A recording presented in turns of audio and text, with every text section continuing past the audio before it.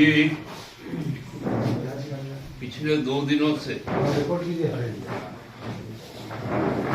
भारत सरकार की जो आईटी डिपार्टमेंट है वो राज्य के जो व्यवसायी समूह है जिनका हमारे राज्य के साथ साथ कई अन्य राज्यों में भी कई प्रकार के कारोबार हैं,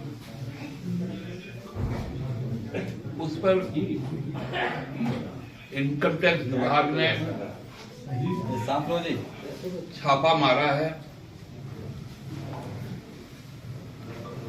और जो चीजें सामने आ रही उसका कहीं कोई भी अभी तक आधिकारिक पुष्टि नहीं हो पा रही। कोई अपने सूत्र से 50 करोड़ कह रहा है, कोई 100 करोड़, कोई 200 करोड़, कोई 300 करोड़। बातें सामने आ रही जो अखबारों में आ रही है, चाहे न्यूज चैनल्स में,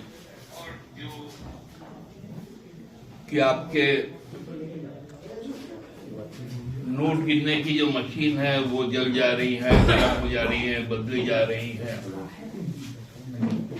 तरह तरह की बातें सामने आ रही और जब एक आधिकारिक तौर पर इतनी बड़ी एजेंसी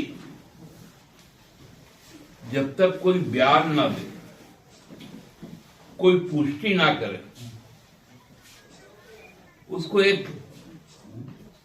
उसको लेकर एक नैरेटिव सेट किया जा रहा है कि इसमें इनका पैसा है, इसमें उनका पैसा है। और भी कई तरह की अनर्गल बातें आ रही। हमारे माननीय प्रधानमंत्री ने तो जो संवैधानिक दायित्व का निर्वहन कर रहे हैं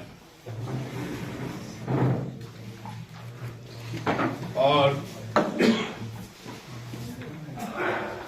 संसद का सत्र भी चल रहा है, लेकिन वो अखबार में छपी खबर को ट्वीट कर देते हैं और उसके बाद भाजपा के राष्ट्रीय प्रवक्ता, हमारे प्रदेश के अध्यक्ष शुरू हो जाते हैं डमरू बजाने के।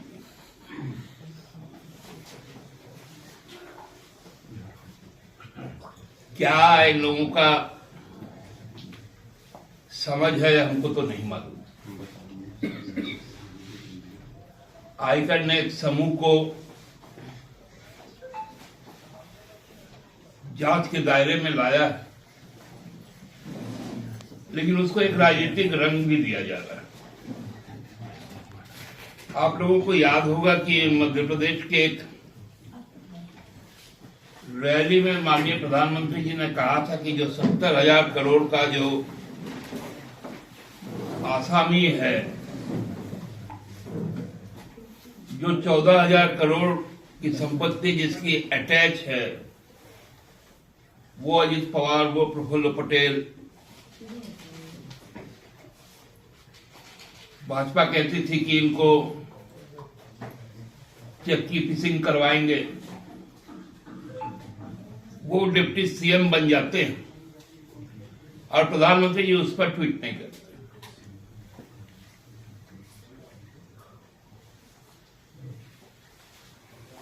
यदि कुछ गलत है, आयकर उसकी जांच करेगी, लेखा जोखा देगी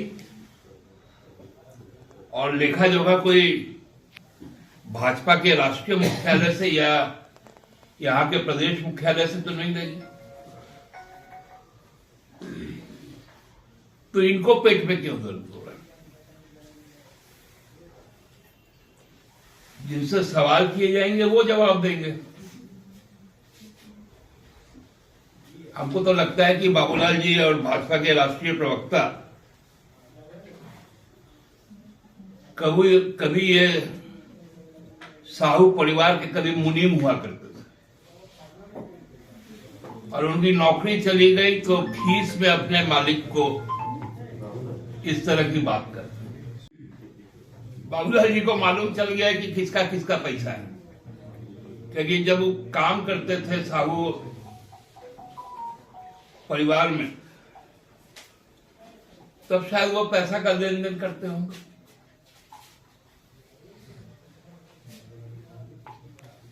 क्या बेतुका, कल उनका एक बयान आया,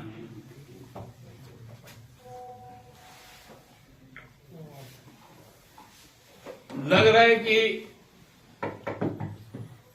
उस परिवार के सारे पैसे कहां से आते हैं सबको बाबूलाल जी को मालूम है, किसके कितने पैसे ये भी उनको मालूम है।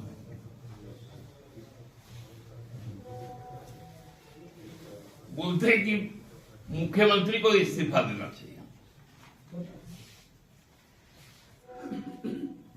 मैंने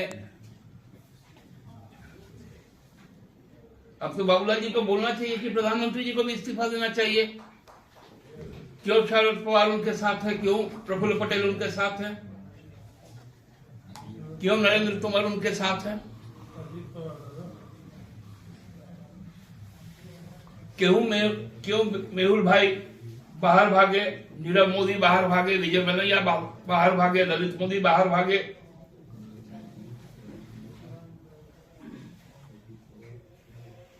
ये कौन सा नैरेटिव है?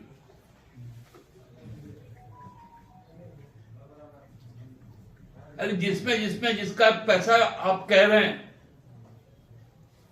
बेहतर होगा कि उनको वो पैसा लौटा दीजिए।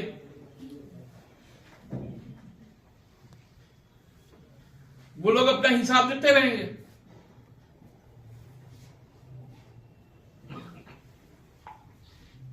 एक सीमा होती है ना।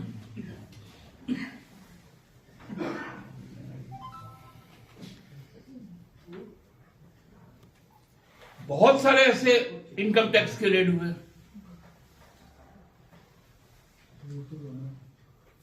बहुत सारे उद्योग घरानों में हुए हैं, बहुत सारे बड़े व्यवसायियों के यहां हुए। ये तो इनकम टैक्स का एक रूटीन काम। अभी ये साहू परिवार में भी हो रहा है तो रुंगटा परिवार में भी हो रहा है।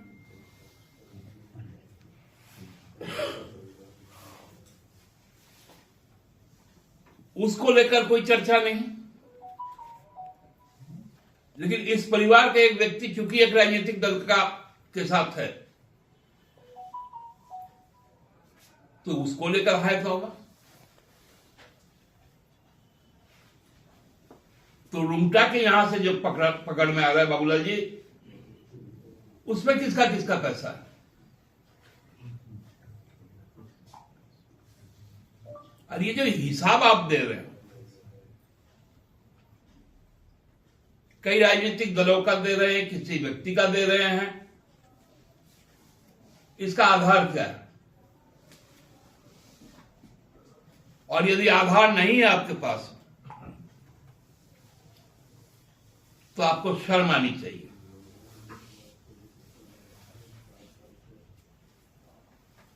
आपको झूठ बोलने से बाज आना चाहिए। आप देख रहे हैं कि जिस प्रकार सरकार लगातार लोगों तक पहुंच रही है, लोगों के काम त्वरित तरीके से हो रहे हैं, तो आपको खलबली मच गया।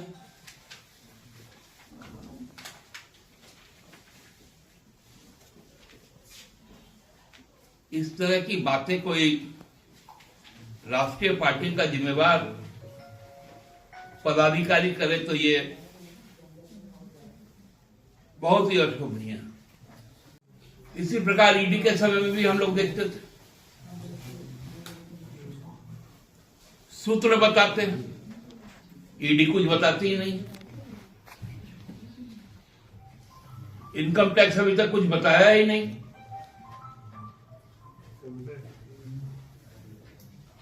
उनका सोर्स ऑफ इनकम क्या है, कौन कौन सा व्यवसाय है, उन व्यवसायों में कौन कौन शामिल है,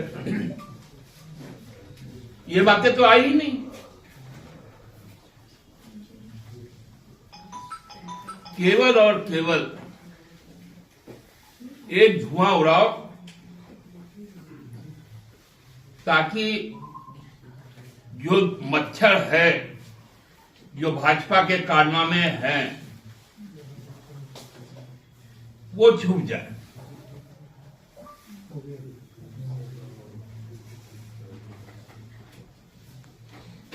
हमारे माननीय मुख्यमंत्री जी ने बहुत स्पष्ट तौर पे कहा है कि जो जांच एजेंसी वो अपना काम निष्पक्ष होकर पूरी गंभीरता से करे और उनके जो भी फाइंडिंग्स हैं उसको सार्वजनिक करे और संबंधित लोगों से पूछताछ करे और तब बातें सामने आए, ना कि भ्रम इस पे फैलाया जाए। इन्हीं बातों को आप लोगों के पास रखना था। बहुत बहुत धन्यवाद। दादा, आप जो कह रहे हैं कि केंद्रीय एजेंसियों का प्रवक्ता बन बैठी है बीजेपी, लेकिन आप जो कह रहे हैं कि आईटी जांच करेगी, दूध का दूध पानी का पानी हो जाएगा, सब कुछ बोलना उचित होगा, लेकिन ईडी जो अल्पनामा दायर कर रही है कोर्ट में या जो कह रही है, उससे तो बीजेपी के आरोपों को सत्यता प्राप्त होती है कि हाँ भ्रष्टाचार यहाँ है।